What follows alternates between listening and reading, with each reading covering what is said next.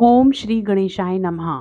किसी भी माह की चतुर्थी भगवान गणेश को समर्पित होती है, लेकिन वैशाख संकष्टी चतुर्थी का विशेष महत्व है। मान्यता है कि इस दिन व्रत करने और कथा सुनने से भगवान गणेश का आशीर्वाद मिलता है और सुख शांति और समृद्धि में अच्छी वृद्धि होती है। आइए जानते हैं वैशाख संकष्टी चतुर्थी व्रत कथा के बारे में।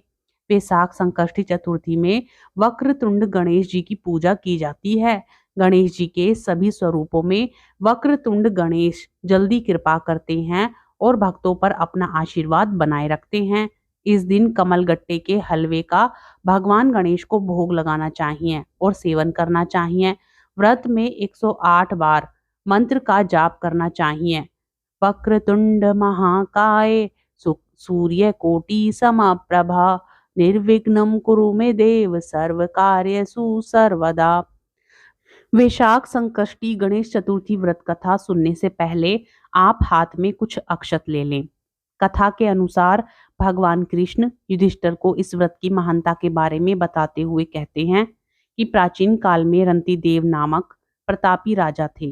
राजा की मित्रता यम, कुबेर और इंद्रादि देवों से थी। उनके ही राज्य में धर्मकेतु नामक ज्ञानी ब्राह्मण रहते थे। उनकी दो पत्नियां थीं, एक सुशीला और दूसरी चंचला। सुशीला कोई ना कोई व्रत करती थी, जिससे उसका शरीर दुर्बल हो गया। वहीं चंचला कोई व्रत नहीं करती थी और पेट भरकर भोजन करती थी। कुछ दिनों बाद सुशीला को शुभ लक्षणों वाली एक कन्या हुई और चंचला को पुत्र रत्न की प्राप्ति हुई। कन्या की शुभता देखकर चंचला सुशीला को ताना देने लगी। अरे सुशीला, तुमने इतने व्रत और उपवास किए हैं, जिसकी वजह से तुम्हारा शरीर जर्जर हो गया, फिर भी एक कृषकाय कन्या को जन्म दिया। मुझे देख, मैं कभी व्रत आदि के चक्कर में ना पड़कर हष्ट पुष्ट बनी हुई हूँ और वैसे ही बालक को भी जन्म दिया है। चंचला की बातें सुशीला के हृदय में चुभने लगी। वैशाख चतुर्थी के दिन सुशीला ने पूरी भक्ति भाव के साथ संकट नाशक गणेश चतुर्थी का व्रत किया। व्रत से प्रसन्न होकर गणेश जी ने दर्शन दिए। गणेश जी ने आशीर्वाद देते हुए कहा कि हे सुशीला, तेरी कन्या के मुख से मोती और मूंगा प्रवाहित होती रहेंगी और तुझे वेद शास्त्र वेता एक पुत्र भी प्राप्त होगा। वरदान को देने के बाद गणेश जी अंतर ध्यान हो गए। वरदान के बाद कन्या के मुंह से मोती और मूंगा झड़ने लगे और कुछ दिनों बाद एक पुत्र की प्राप्ति भी हुई।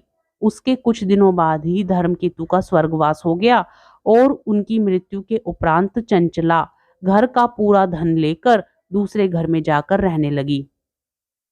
लेकिन सुशीला पति के घर में ही रहकर पुत्र और पुत्री का पालन पोषण करने लगी। कन्या की वजह से सुशीला के पास काफी धन एकत्रित हो गया। इस कारण चंचला सुशीला और उसके परिवार से ईर्ष्या करने लगी। एक दिन हत्या के उद्देश्य से चंचला ने सुशीला की कन्या को कुएं में धकेल दिया। कुएं में गणेश जी ने सुशीला की कन्या की रक्षा की और वापस माता के पास भेज दिया। कन्या को जीवित देखकर चंचला का मन शांत हो गया और वह सोचने लगी कि जिसकी रक्षा स्वयं ईश्वर कर रहे हों, उसे कौन मार सकता है। इधर सुशीला अपनी पुत्री को पुनः प्राप्त कर प्रसन्न हो गई और गणेश भगवान को धन्यवाद कहा और प्रार्थना की। चंचला सुशीला की कन्या के चरणों में नतमस्तक हो गई और अपने किए की माफी मांगने लगी। चंचला ने सुशीला से कहा कि सुशीला, तुम बहुत दयावान हो और दोनों कुलों का उद्धार करे। जिसकी रक्षा स्वयं भगवान करते हों, उसका मनुष्य क्या बिगाड़ सकता है। इसके बाद चंचला ने भी वैशाख मास के कृष्ण पक्ष की चतुर्थी तिथि का व्रत किया। गणेश जी की कृपा से दोनों परिवारों के बीच सब सही हो गया। जिस पर गणेश जी की कृपा होती है, उसके शत्रु भी मित्र बन जाते हैं। भगवान गणेश ने जिस प्रकार सुशीला की मदद की, उसी तरह वे सभी की मदद करें। प्रेम से बोलिए श्री गणेश भगवान की जय। वैशाख मास संकष्टी चतुर्थी व्रत कथा सुनने के बाद अब सुनिए चौथ माता की कथा। एक समय की बात है कि विष्णु भगवान का विवाह लक्ष्मी जी के साथ निश्चित हो गया। विवाह की तैयारियां होने लगी। सभी देवताओं को निमंत्रण भेजे गए, परंतु गणेश जी को निमंत्रण नहीं दिया। कारण जो भी रहा हो, अब भगवान विष्णु की बारात जाने का समय आ गया। सभी देवता अपनी पत्नियों के साथ विवाह समारोह में आए। उन सब ने देखा कि गणेश जी कहीं दिखाई नहीं दे रहे हैं। तब वे आपस में चर्चा करने लगे कि क्या गणेश जी को न्योता नहीं दिया गया या स्वयं गणेश जी ही नहीं आए। सभी को इस बात पर आश्चर्य होने लगा। तभी सबने विचार किया कि विष्णु भगवान से ही इसका कारण पूछा जाए। विष्णु भगवान से पूछने पर उन्होंने कहा कि हमने गणेश जी के पिता भोलेनाथ महादेव को न्योता भेजा है। यदि गणेश जी अपने पिता के साथ आना चाहते हैं तो आ जाते। अलग से न्योता देने की कोई आवश्यकता भी नहीं थी। दूसरी बात यह है कि उनको सवामन मूंग, सवामन चावल, सवामन घी और सवामन लड्डू का भोजन दिन भर में चाहिए। यदि गणेश जी नहीं आएंगे तो कोई बात नहीं, दूसरे के घर जाकर इतना सारा खाना पीना अच्छा भी नहीं लगता। इतनी वार्ता कर ही रहे थे कि किसी एक ने सुझाव दिया, यदि गणेश जी आ भी जाएं तो उनको द्वारपाल बनाकर बैठा देंगे कि आप घर की याद रखना। आप तो चूहे पर बैठकर धीरे धीरे चलोगे तो बारात से बहुत पीछे रह जाओगे। यह सुझाव सबको पसंद आ गया तो विष्णु भगवान ने भी सहमति दे दी। होना क्या था कि इतने में गणेश जी वहां आ पहुंचे और उन्हें समझा बुझाकर घर की रखवाली करने बैठा दिया। बारात चल दी। तब नारद जी ने देखा कि गणेश जी तो दरवाजे पर ही बैठे हुए हैं। तो वे गणेश जी के पास गए और रुकने का कारण पूछा। गणेश जी कहने लगे कि विष्णु भगवान ने मेरा बहुत अपमान किया है। नारद जी ने कहा कि आप अपनी मूसक सेना को आगे भेज दें तो वह रास्ता खोद देंगी, जिससे उनके वाहन धरती में धंस जाएंगे। तब आपको सम्मान पूर्वक बुलाना पड़ेगा। अब तो गणेश जी ने अपनी मूसक सेना जल्दी से आगे भेज दी और सेना ने जमीन पोली कर दी। जब बारात वहां से निकली तो रथों के पहिए धरती में धंस गए। लाख कोशिश करें परंतु पहिए नहीं निकले। सभी ने अपने अपने उपाय किए परंतु पहिए तो नहीं निकले, बल्कि जगह जगह से टूट गए। किसी की समझ में नहीं आ रहा था कि अब क्या किया जाए। तब तो नारद जी ने कहा, आप लोगों ने गणेश जी का अपमान करके अच्छा नहीं किया।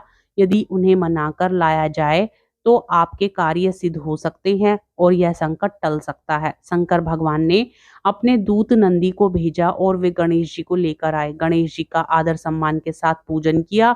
तब कहीं रथ के पहिए निकले। अब रथ के पहिए निकल गए परंतु वे टूट फूट गए तो उन्हें सुधारे कौन। पास के खेत में खाती काम कर रहा था, उसे बुलाया गया। खाती अपना कार्य करने के पहले श्री गणेशाय नमः कहकर गणेश जी की वंदना मन ही मन करने लगा। देखते ही देखते खाती ने सभी पहियों को ठीक कर दिया। तब खाती कहने लगा कि हे देवताओं, आपने सर्वप्रथम गणेश जी को नहीं मनाया होगा और ना ही उनका पूजन किया होगा, इसलिए तो आपके साथ यह संकट आया है।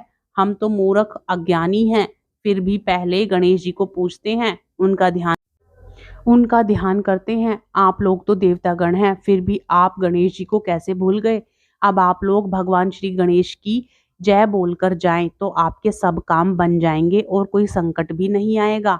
ऐसा कहते हुए बारात वहां से चल दी और विष्णु भगवान का लक्ष्मी जी के साथ विवाह संपन्न करा के सभी सकुशल घर लौट आए। बोली श्री गणेश भगवान की जय। अब सुनिए श्री गणेश भगवान की आरती। जय गणेश जय गणेश जय गणेश देवा, माता जाकी पार्वती पिता महादेवा।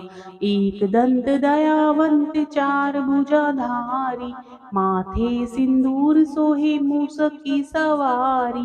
पान चढ़े फूल चढ़े और चढ़े मेवा, लडुवन का भोग लगे संत करे सेवा। जय गणेश जय गणेश जय गणेश देवा, माता जाकी पार्वती पिता महादेवा। अंधन को आंख देत कोढ़िन को काया, बांझन को पुत्र देत निर्धन को माया। चूर साम शरण आए सफल कीज सेवा, माता जाकी पार्वती पिता महादेवा। जय गणेश जय गणेश जय गणेश देवा, माता जाकी पार्वती पिता महादेवा। दीनन की लाज राखो शंभु सुतकारी, कामना को पूर्ण करो जाए बलिहारी। जय गणेश जय गणेश जय गणेश देवा, माता जाकी पार्वती पिता महादेवा। तो प्यारे भक्तजनों, कथा पसंद आए तो वीडियो को लाइक करें, शेयर करें, कमेंट बॉक्स में ओम श्री गणेशाय नमः ज़रूर लिखें और साथ ही चैनल को सब्सक्राइब करें।